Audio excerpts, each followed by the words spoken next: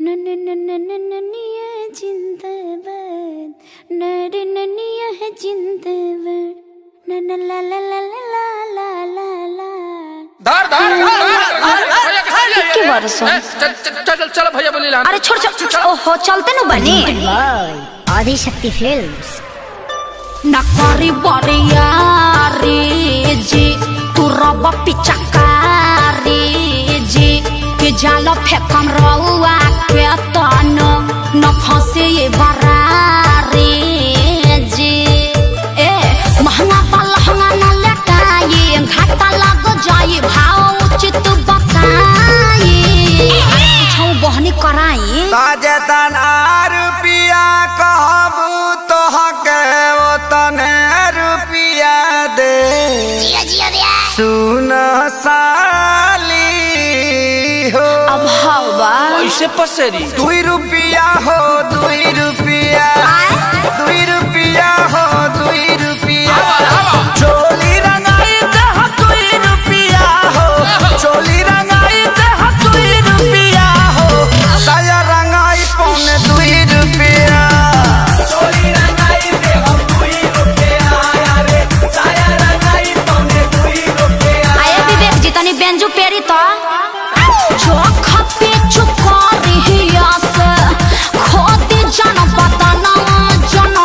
जाइया जे जागे कि जाना वहाँ जाइया जे जागे तो हटे दोसरा के धनवा जना वहाँ जाइया जे जागे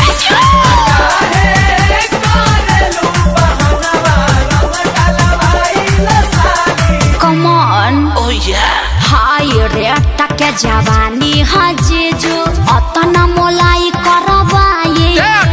हजारा 2000 तक कुछाओ नइखे लाखों में हम बतियाए ना अरे नहीं करो ना नचनी यार रंग सरे ई तो होली के भेकसी नहीं अरे बाबा रंग सरे ई तो खपेरा मसी नहीं दोसर दुआर जाके देखी ओनिया रंग फेंकी छिट्टा माल ना भेटाई अरे कहता आधा काठा लिख दे हबखे अरे पूरा लिख दे बाकी डालब भर पे आरी खेत बेचवा बनबो का ब्यास तो तहार का जाता 2 रुपिया हो 2 रुपिया फिर उहे बाप 2 रुपिया हो 2 रुपिया चोली रंगाई दे हो 2 रुपिया हो No. चोली रंगाई दे हो 2 रुपिया साया रंगाई पौने 2 रुपिया चोली रंगाई दे हो 2 रुपिया रे साया रंगाई पौने 2 रुपिया अरे जीजा जी हरा सोहरा है पारी सबके खजाना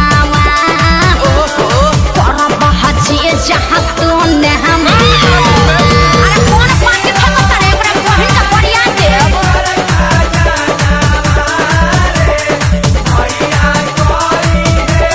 अरे पंजर के सार का हो बिना सिक के झाड़ू सुन ले बानी बिगहा के बिगहा राउर जोत जोताला जी बजट कुछाऊ बढ़ाई जीजा तबे रंगाई उच खाला जी खाली पैसा पैसा तू कइले बारू सुन साली हमारा अभिले ना कुछ रंगवइले बारू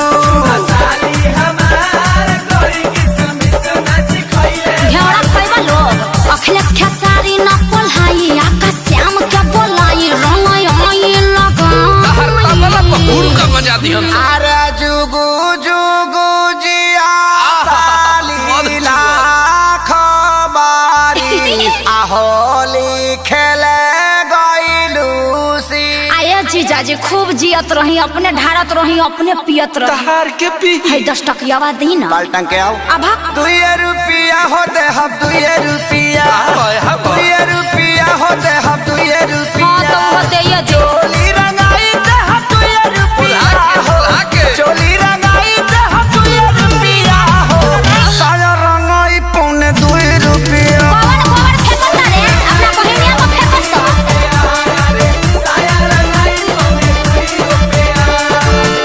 लहई चरनिया चोली किन के राज कर, अपना हिट मशीन जीजा जी पर नाज कर।